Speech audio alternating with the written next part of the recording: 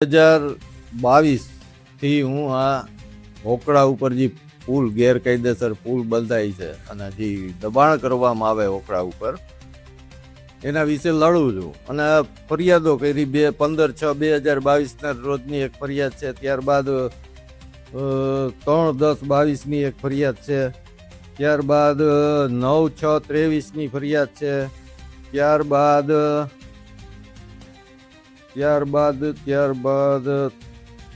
3/6/26 ફરિયાદ કરી, ત્યારબાદ 3/7/26 ફરિયાદ કરી છે.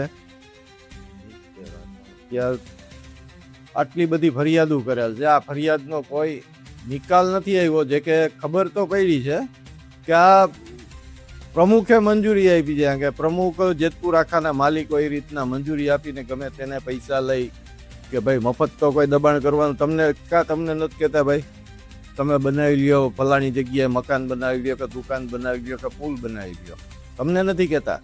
હમણાં જ જૂના જગત નાકા પાસે ગરીબોના ઝૂંપડા હતા, એ સવારના 6 વાગ્યામાં તોડવા પહોંચી ગયા હતા.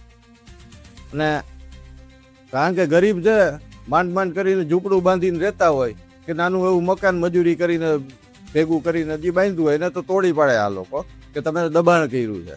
અહીંયા હોકળા ઉપર ધોરાજી રોડના હોકળાની વાત કરું હું તમને. ધોરાજી રોડ ઉપર ત્રિનેત્ર કોમ્પ્લેક્સ, પછી ઓલું એના પછી આ આગળ આવી એટલે મહાદેવ શું છે કેવું છે કોમ્પ્લેક્સ, એ એક કોમ્પ્લેક્સ વાળાએ આગળ હોકળા ઉપર પુલ બનાવ્યો. એની આગળ જાણવા મળ્યું છે કે જેતપુર નવાગઢના નગરપાલિકાના પતિદેવની જમીન છે એટલે કે રાજુભાઈ ઉસ્તરિયાની, એને હોકળા ઉપર દબાણ કર્યું.